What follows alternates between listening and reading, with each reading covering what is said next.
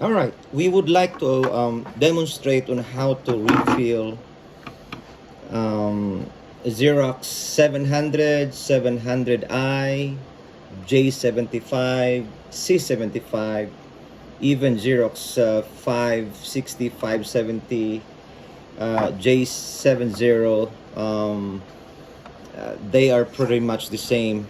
So I have two different kinds here. The only difference here, this is original and this is our brand, but pretty much the same. I'm just gonna use our brand. Um, so first off, you need to take off the head. To do that, there are two plastic here that you need to release that is holding the head. To do that is you can apply pressure here using your thumb, pushing back. So I'm doing that while I am prying this, releasing this, and as simple as that.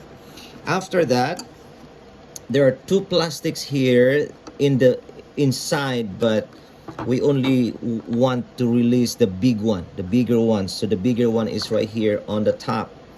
So to do that, I'm going to apply pressure here, pulling this out while I am releasing the pushing the plastic that is holding the head, and that should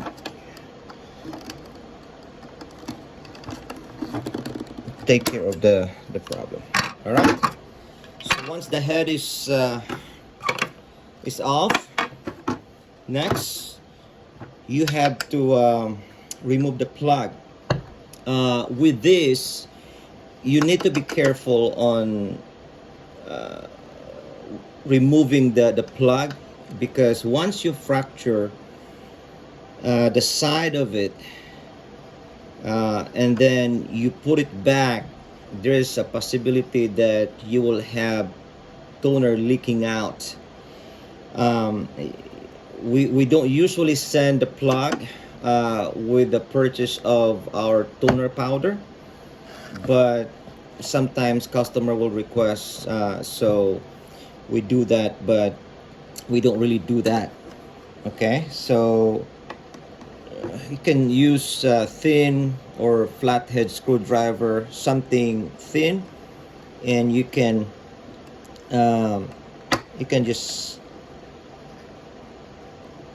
pry it out.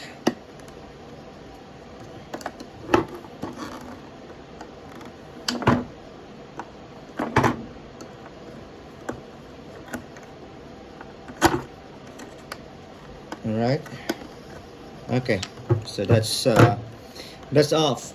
So next step is I'd like to mention this. I'd like to make sure that you understand, if you bought the cartridge from us before, that means you're using the same quality of toner, the same kind.